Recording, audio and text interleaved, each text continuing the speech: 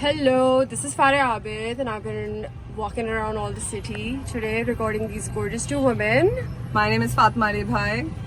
I'm Dr. Sarah Fareed. I'm an artist, I'm an attorney, I'm founder of the Sanctuary International. And this lovely lady Fatma is an artist as well as a musician. Yes. As well as owns. Yes, I run a brand, a fashion brand called Aramis Hejan with my lovely partner Farah Abid. And we are also co-founders and creative directors for our own creative studio, which is one of the things where we do a lot of conceptual shoots. And we try to experiment as much as possible in a very mainstream media situation. So that's kind of what we do with our work. So Sarah, tell us what we've been doing today.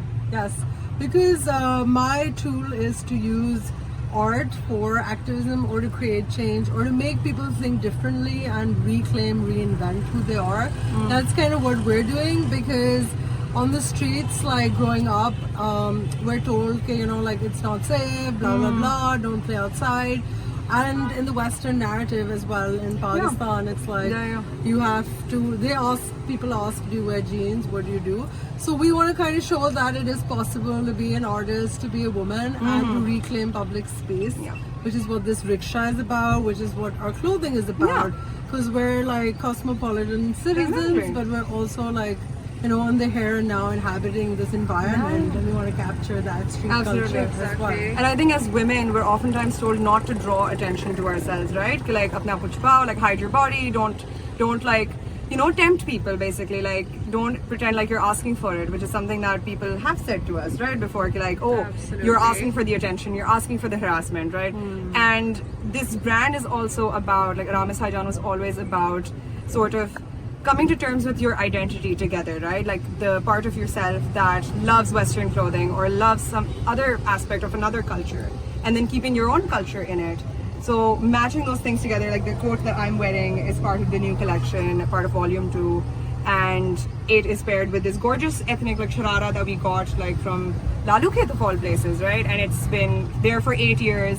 It's just a way to understand you can't just reclaim public spaces, you can also reclaim things for yourself. Like this rickshaw, I think the first time I saw it, I was amazed by how unique it looked in its own way, right? And how you can really claim aspects of things and make them part of who you are. Exactly. Yeah. And that also ties in like with my lived experience, which is because I was born in America, grew up between here and there, and like it was like inhabiting two worlds, and now it's kind of like combining those two in a way that I can be more authentic in both places versus being two different people in two different Exactly. And I think just walking around today has also been like an empowering experience for our own selves with the clothing and just interacting with different people today.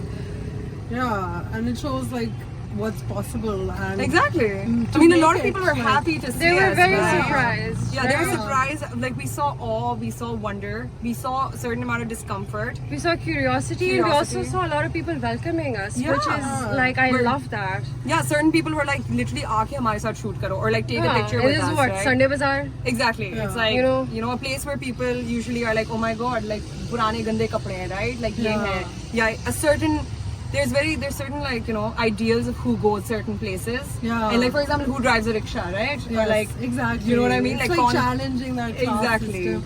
And also challenging prejudices that we have against people of different classes, and coming to a place where people of all classes are there, and they're pretty welcoming. Especially in a city like Karachi, which is extremely deeply it's an extremely cosmopolitan, metropolitan place that I think is on the same level as shares a lot of similarities with like the other big cities in the world, right? Like Mumbai and New York and Paris, and that's what we talk about. And yet yahan pe it's kind of treated like you can't do anything because it's part of Pakistan. But I think this just proved that you can kind of do whatever you want. Exactly. And like all three of us have lived in New York City. And we kind of like bring that, or we just bring like that sort of out of the box thinking. Okay, like एक जगह पे रह के आपको एक ही चीज लगती है कि this is what's possible.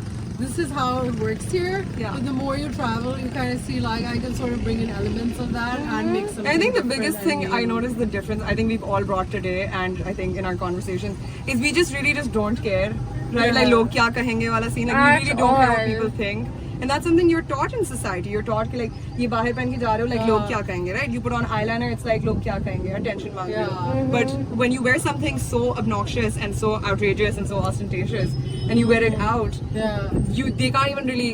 They're too shocked to even ask you कि लोग क्या कहेंगे, right? यहाँ पे. So I think that's been great. And I've like internalized so many of those voices in which society tells us, like, you know, I'm training to be a therapist. I do like body-based work.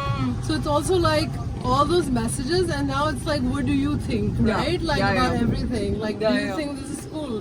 Whether people get it or not, whatever. It's like your thing to sort of like channel out all of the noise. And You gotta like, be this authentic is to your yourself. Voice, Yes. your inner knowing of who you are, and bringing that forth. Yes. Yeah. So we've been very happy to do this, and now I'm going to turn the camera over to Faria, for whom I have a question. Give it over. There you All go. right. I'm just What has it been like to actually shoot it? Because we're usually in front of the camera. What has it been like to sort of shoot this experience? Oh, I've loved it. I feel like interacting with, especially the little kids everywhere, with curiosity who don't get to see these experiences or have these experiences that we do because of our own privilege and the way we want to live our lives. I think just those interactions have been amazing. And I loved also just meeting different women through this. Like the woman that we talked to earlier, oh my god, her being so happy in full niqab. Yeah. Like how many we picture Lainey. I really like this. Like why not? Yeah. So just things like this. Yeah. I'm really glad as an artist and as a photographer. Yeah. To just go around my city, which people are like, oh, don't do this. You're gonna be alone, or like you're a woman. Yeah, and you don't see a lot of female like photographers or like videographers out there in public, especially shooting sort of alone, right? Exactly. Exactly. So I think that's, in a weird way, I think it's a great, unique experience to have in the city, in the openly. Yeah. But okay, all right, cool.